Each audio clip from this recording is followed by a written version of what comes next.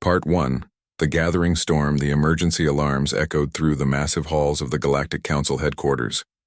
Red warning lights flashed across every corridor as thousands of alien representatives hurried toward the main assembly chamber.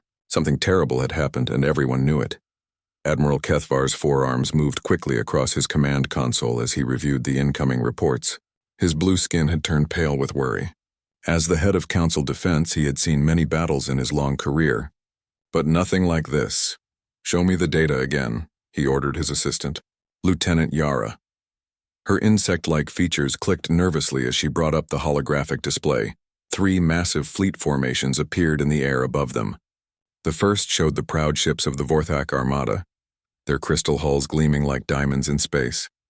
These ships were famous across the galaxy for their powerful energy shields and deadly plasma cannons. The Vorthak had never lost a major battle in over 500 years. The second display showed the Zephyrian Swarm, a collection of biomechanical vessels that looked more like living creatures than ships. They could heal themselves during battle and adapt to any enemy weapon. Their hive-mind coordination made them nearly impossible to defeat. The third formation belonged to the Celestial Dominion, beings of pure energy who flew ships made of solidified light. They could move faster than any other race and strike with the power of small stars. "These were our 3 strongest fleets," Kethvar said quietly. "The best warriors in the galaxy."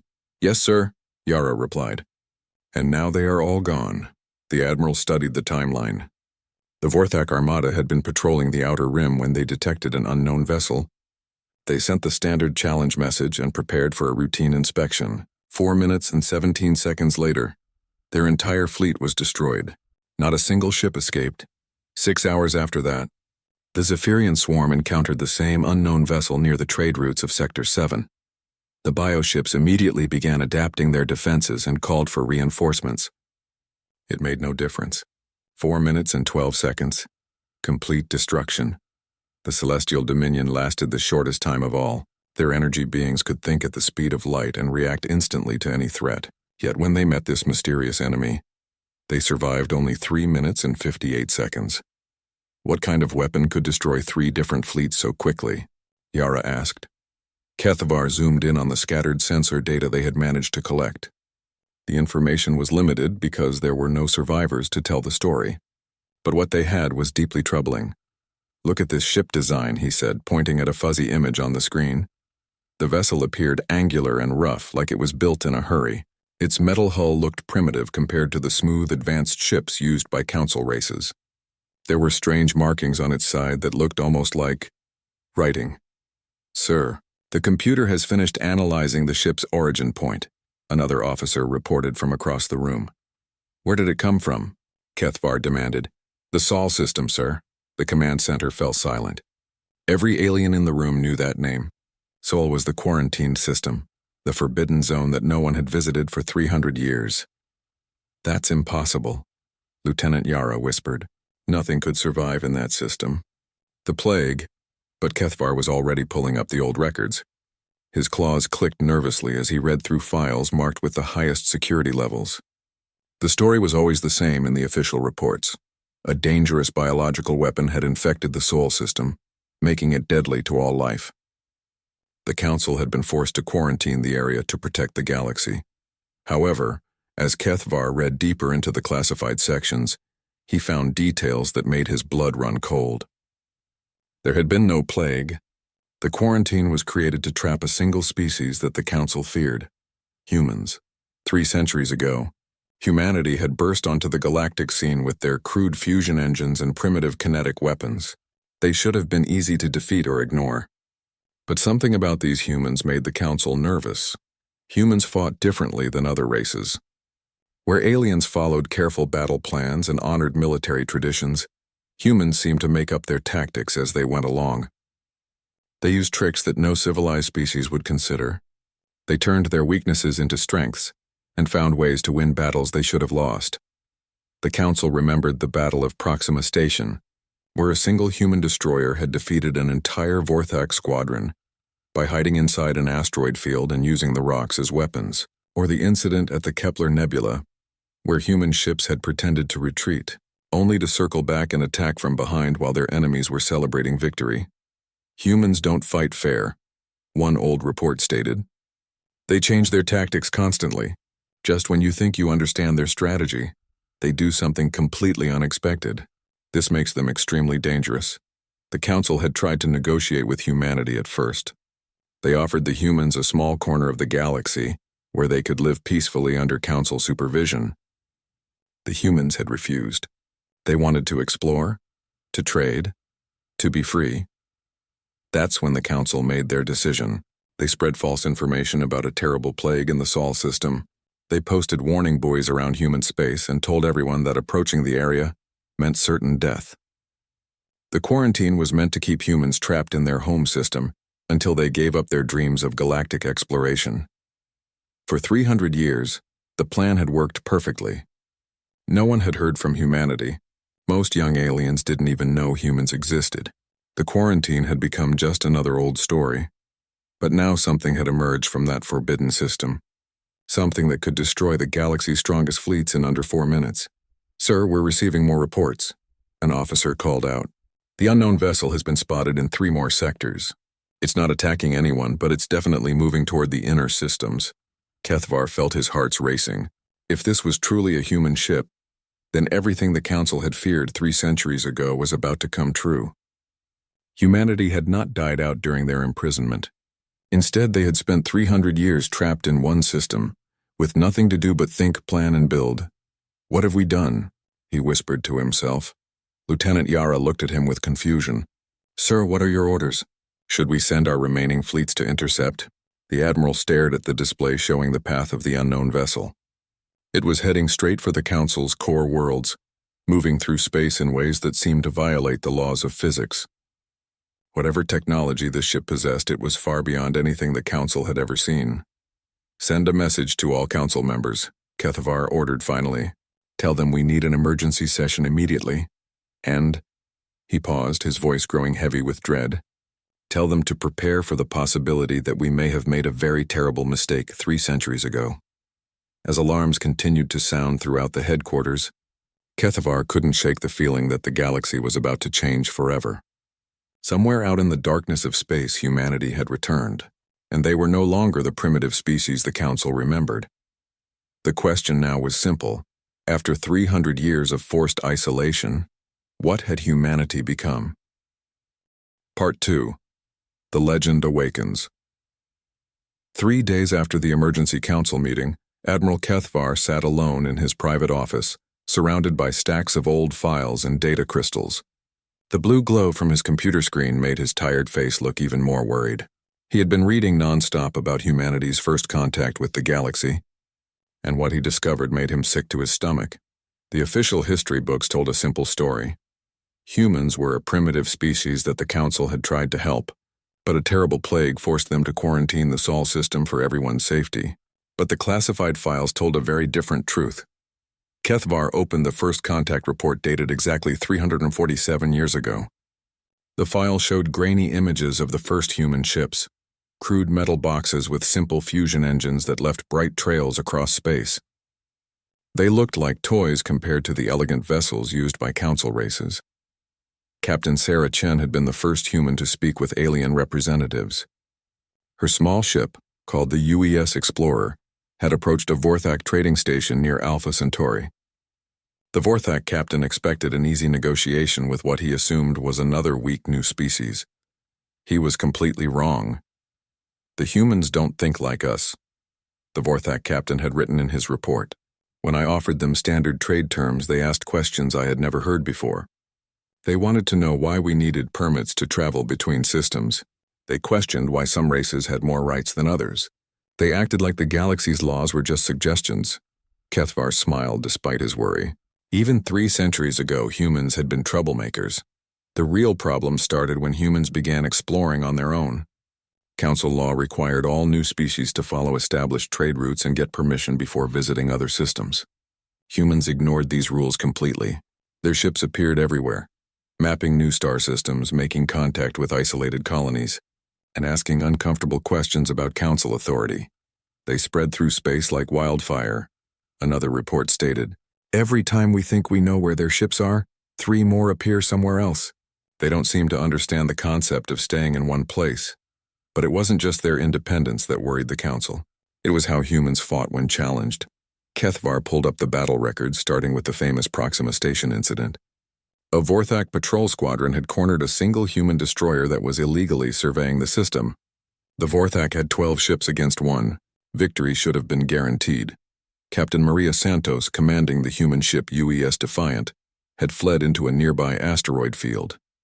The Vorthak followed, confident they could force the humans to surrender in open space. Instead, they found themselves in a deadly maze. The human ship moved through the asteroids like it belonged there, using the rocks as cover and weapons. When Vorthak ships got too close, the Defiant would nudge asteroids into their path. The human captain turned the entire asteroid field into her weapon. She made the rocks fight for her, the Vorthak survivor had reported. No civilized captain would think to do such a thing. It goes against all proper battle conduct. The Council races had rules for war. You announced your intentions, formed orderly battle lines, and fought with honor. Humans seemed to think these rules were stupid. At the Battle of Kepler Nebula, 3 human ships faced an entire celestial Dominion fleet. The energy beings expected the humans to surrender immediately when they realized they were outnumbered 50-1. Instead, the human captain sent a message. Thanks for bringing so many targets. The humans scattered in different directions, using the nebula's gas clouds to hide their movements. When the Dominion ships spread out to search for them, the humans regrouped and attacked the enemy command ship while the rest of the fleet was distracted. They don't fight like warriors, one Dominion commander complained. They fight like hunters. They use tricks and deception instead of honest combat. Kethvar found dozens of similar reports. Humans who used debris fields as shields, who rammed enemy ships instead of dueling properly, who pretended to be damaged to lure enemies into traps. Every battle showed the same pattern. Humans winning through creativity and unpredictable tactics. The Council tried to adapt. They studied human strategies and developed new battle plans to counter their tricks. But every time the Council learned to defend against one human tactic, the humans invented 3 new ones. Fighting humans is like fighting ghosts, a military report concluded. Just when you think you understand what they're doing, they change everything. Meanwhile, far from the political meetings and battle reports, another story was unfolding in the depths of space. The U.S. Defiant, not the destroyer from Proxima Station, but a new ship carrying the same proud name, drifted silently through the void between stars. Captain Elena Vasquez stood on the bridge, watching the stars through the main view screen. Her dark hair was streaked with gray, and her brown eyes held the wisdom of someone who had seen too much. She was only 35 years old, but she had grown up hearing stories of the galaxy that lay beyond humanity's prison. Captain, we're receiving the latest intelligence reports from Earth Command, her communications officer reported. Put it on screen. Lieutenant Torres. The display showed a map of known space, with red dots marking recent Council fleet movements. Elena studied the patterns carefully. After 300 years of isolation, humanity had learned to be very good at watching and waiting. They're getting nervous, her first officer, Commander Jackson, observed. More patrols near the quarantine boundary. Increased security at Council stations. Elena nodded. They know we're coming. They just don't know how or when. The bridge around them looked nothing like the crude human ships from the First Contact era. 3 centuries of forced innovation had created something extraordinary. The wall seemed to pulse with energy, and holographic displays showed information in ways that would confuse any alien observer. Captain, all systems are ready, the chief engineer reported from his station.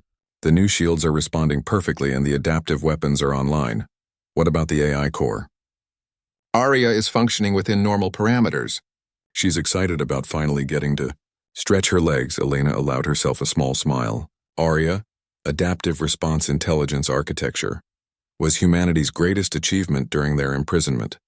While the Council races relied on simple computers that followed programmed responses, humans had created something that could think, learn, and most importantly, improvise.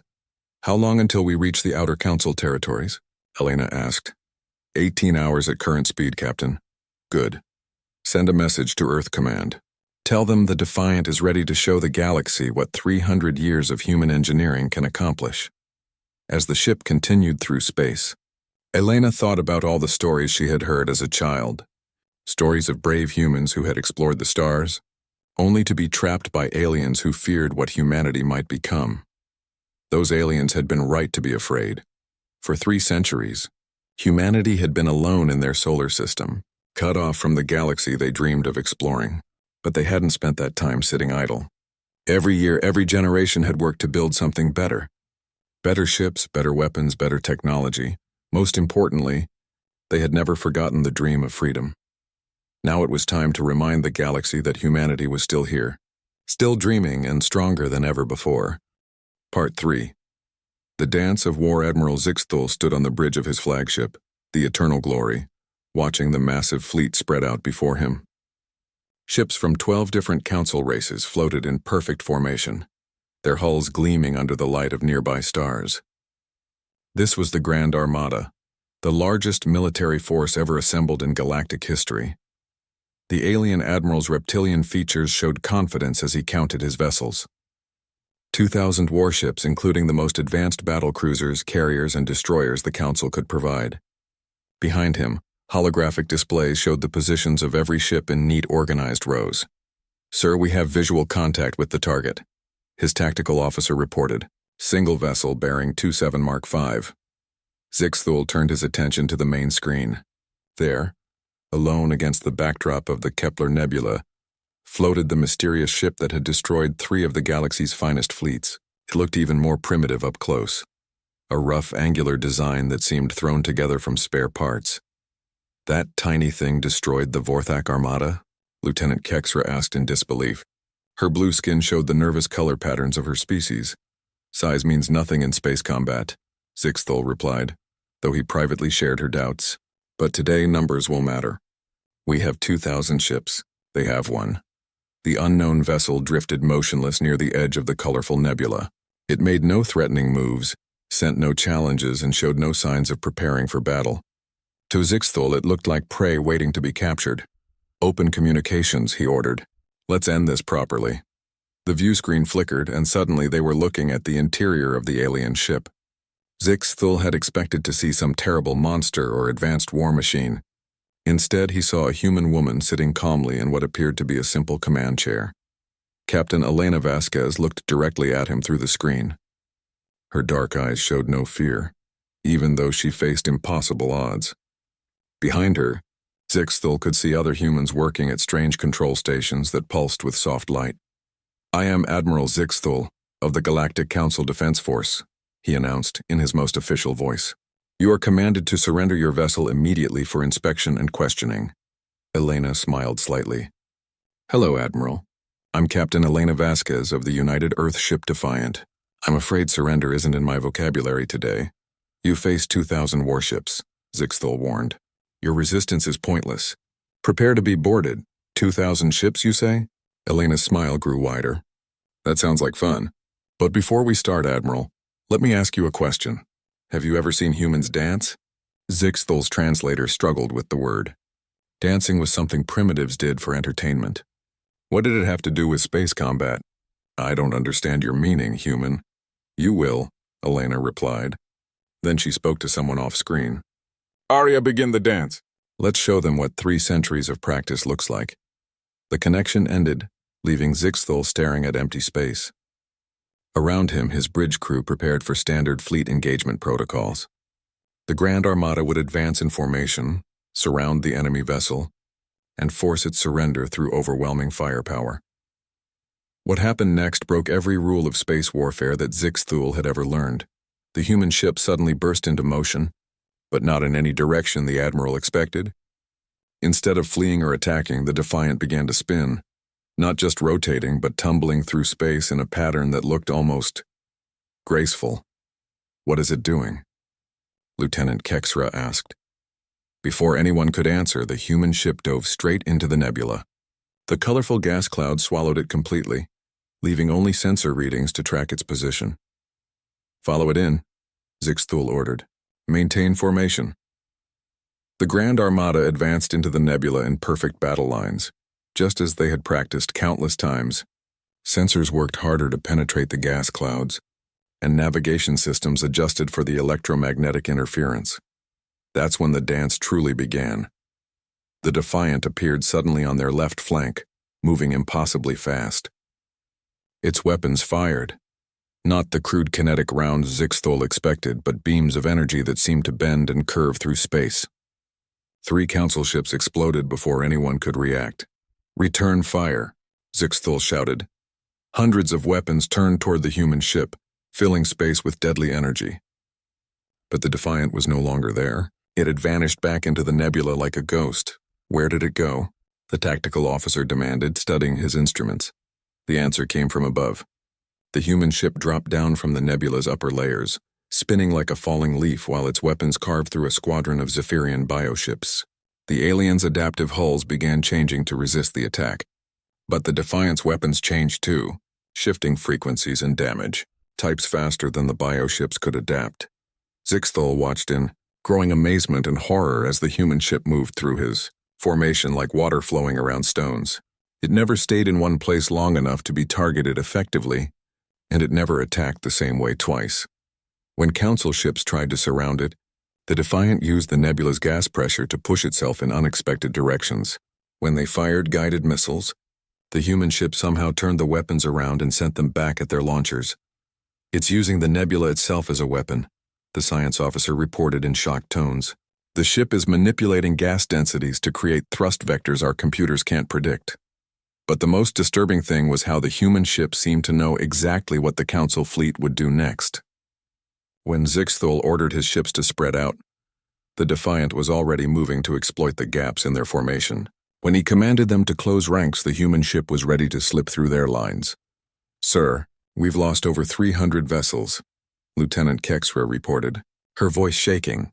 300 ships destroyed, and they had not managed to land a single hit on their target. The human vessel moved through space like it was dancing to music only it could hear. "All ships converge on Grid 77 Alpha," Zixthol ordered desperately. "Box formation. We'll trap it in the center." The remaining 1,700 ships began moving into position, creating a cube of firepower around the area where their sensors showed the human vessel.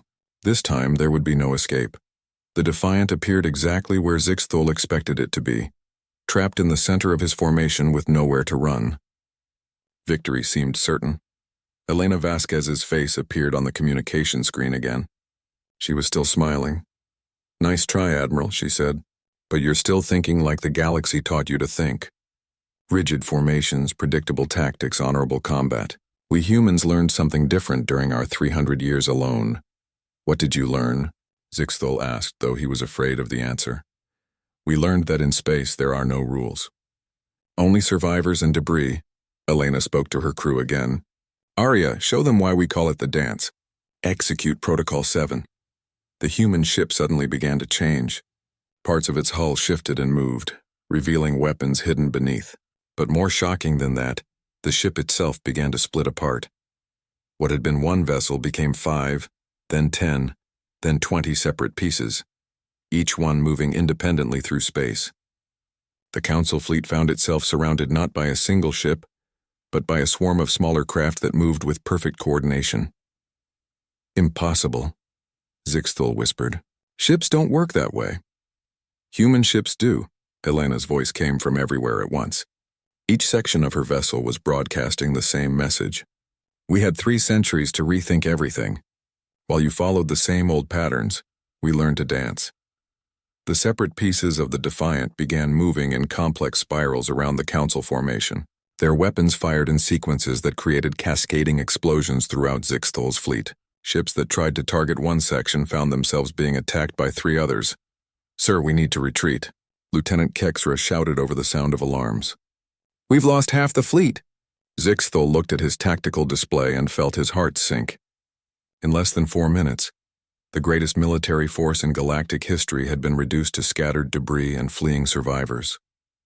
"All ships," he said quietly, "prepare to surrender." Part 4.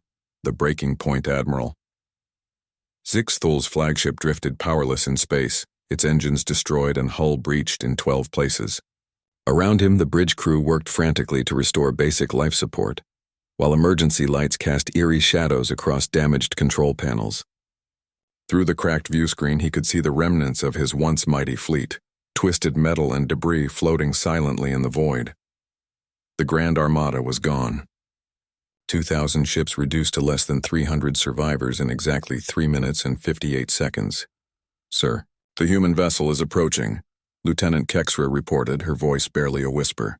Her blue skin had turned pale with shock, and her hands shook as she operated her damaged console.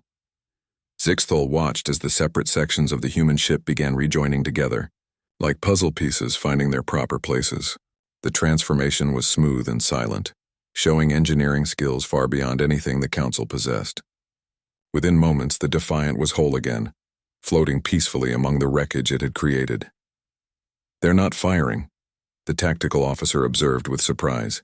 "All weapons are powered down." "Why?" Zixthol asked. "They could finish us easily." The answer came when Captain Elena Vasquez appeared on their communication screen. Her uniform was still neat, her expression calm. She looked like someone who had just finished a training exercise, not the deadliest space battle in galactic history. "Admiral Zixthol," she said respectfully, "I'm sorry about your losses. That wasn't our intention." "Not your intention?" Zixthol's voice cracked with disbelief. "You destroyed 1,700 warships." "We disabled them," Elena corrected gently. "There's a difference. Our weapons can kill, but today they were set to cause system failures rather than crew casualties. Most of your people are alive, Admiral. Their ships are just very broken." Zixthol felt confusion replace his anger. No species in galactic history had ever shown such restraint during battle. When you had the power to destroy your enemies completely, why would you hold back? "I don't understand," he admitted. "You could have eliminated us entirely. Why didn't you?" Elena's expression grew sad. "Because 300 years ago humans asked the same question when the Council trapped us in our home system. We wondered why beings who called themselves civilized would imprison an entire species for the crime of being different."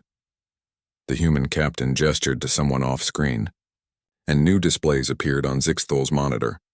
They showed detailed scans of every ship in the Grand Armada, including the exact locations of all crew members.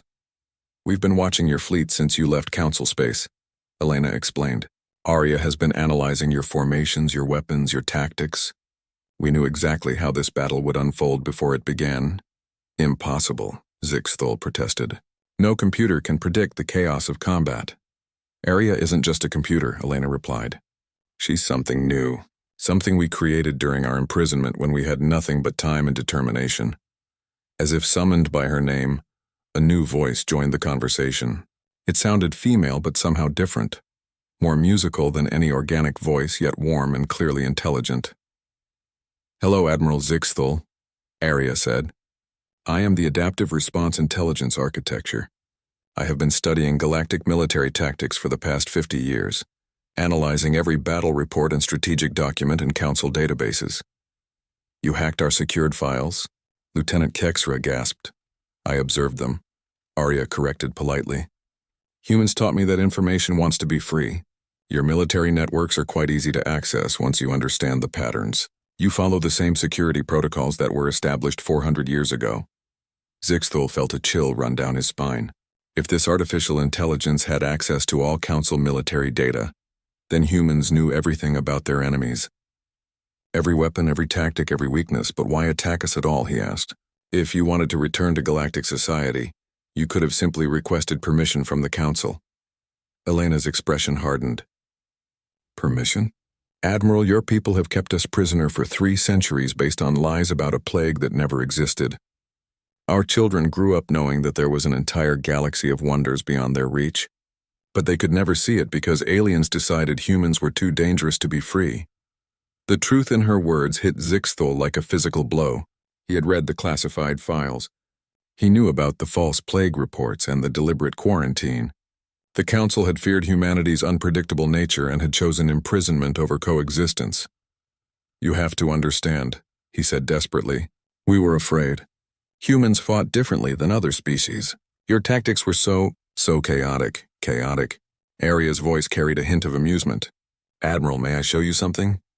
The display changed to show a 3-dimensional model of the recent battle. Every movement of the Defiant was traced in glowing lines, creating complex patterns that seemed random at first glance. But as Zixthol watched, he began to see the underlying structure. "This is what you call chaos," Arya explained. "But look more carefully. Every maneuver served multiple purposes. Every attack was positioned to create maximum psychological impact while minimizing actual casualties. What appears to be randomness is actually a complex dance of mathematics, psychology, and tactical innovation. The patterns were beautiful in their complexity. Zixthel realized he was looking at a form of warfare that was simultaneously art, science, and mathematics. It was far beyond anything taught in council military academies. 300 years, Elena continued. 300 years of human minds working on a single problem. How to survive and thrive when the entire galaxy considers you a threat. We couldn't explore, so we innovated. We couldn't trade, so we became self-sufficient. We couldn't make allies, so we learned to be stronger than any enemy. But the cost, Zixthel whispered, thinking of all the destroyed ships. The cost was already paid, Elena replied firmly. Paid by every human child who grew up knowing their species was considered prisoners. Paid by every scientist who couldn't share their discoveries with the galaxy. Paid by every explorer who could only dream of distant stars. Arya's voice became softer, almost sympathetic. Admiral, your species has been following the same military doctrines for over 1,000 years. You form neat lines, follow predictable patterns, and honor traditional tactics. This works well when fighting others who share your limitations, but humans never agreed to those limitations. Elena leaned forward in her chair. We're not here to conquer the galaxy, Admiral. We're here to reclaim our freedom. The quarantine ends today. Humanity will take its place among the stars, whether the Council approves or not. You can't simply ignore galactic law, Lieutenant Kexra protested. The Council maintains order throughout known space. The Council maintained order by imprisoning anyone who threatened that order, Elena countered. Tell me, Lieutenant, how many other species have been quarantined for being different? How many civilizations has the Council silenced in the name of stability? Zixthel knew the answer, and it made him sick. There were at least 6 other quarantine systems, all containing species that had shown too much independence or innovation for the Council's comfort. What do you want from us? He asked quietly. Elena's expression softened slightly. We want what every human has wanted for 300 years, Admiral. We want to be free. We want to explore, to trade, to learn, and to share our knowledge with others. We want the quarantine lifted and humanity recognized as a full member of galactic civilization. And if the Council refuses? Elena was quiet for a moment, and when she spoke, her voice carried the weight of 3 centuries of human dreams and determination. Then the Council will learn what happens when you try to cage a species that was born to reach for the stars, she said. We didn't want this war, Admiral. But if the galaxy insists on treating us as enemies, then we'll show them what 300 years of human ingenuity can accomplish.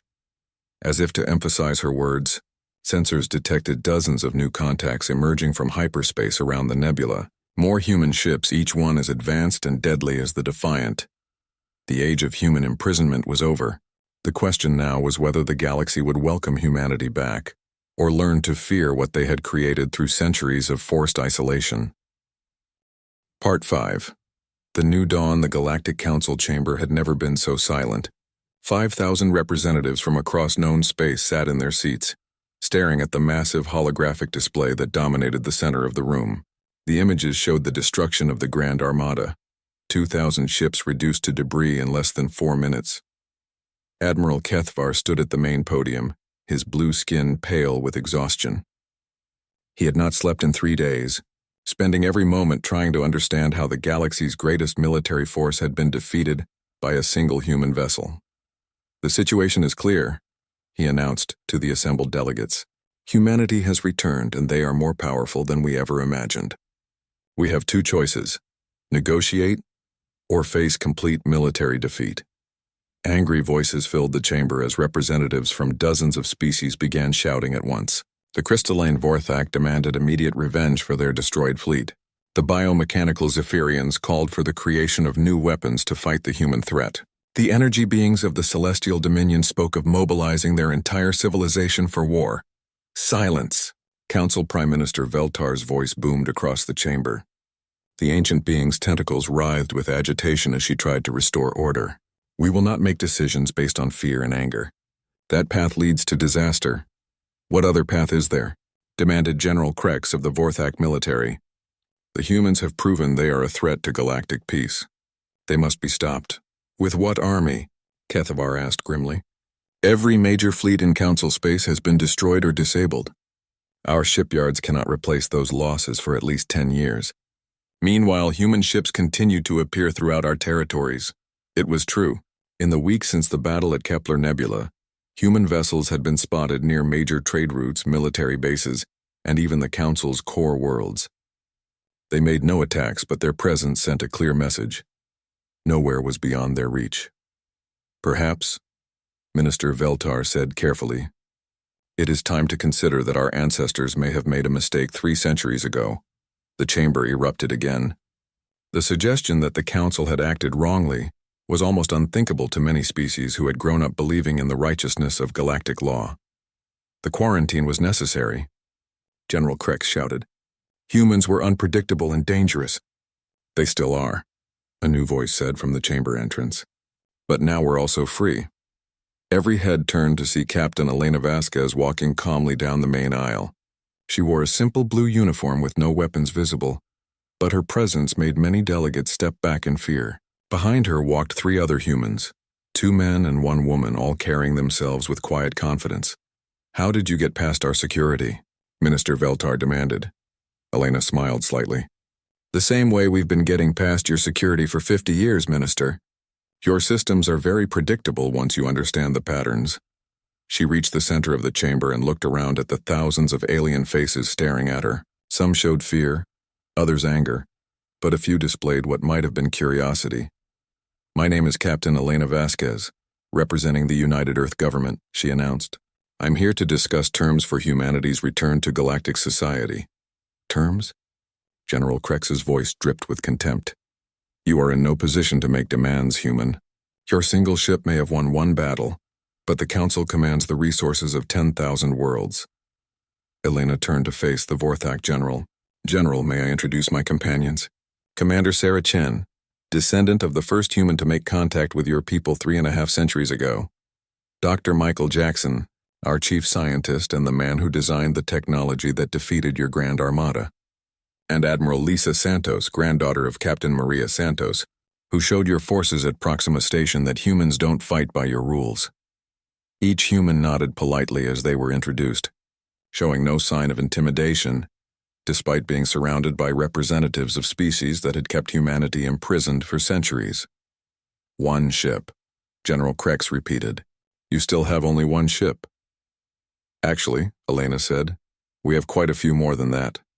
Aria's voice suddenly filled the chamber, coming from every communication system simultaneously.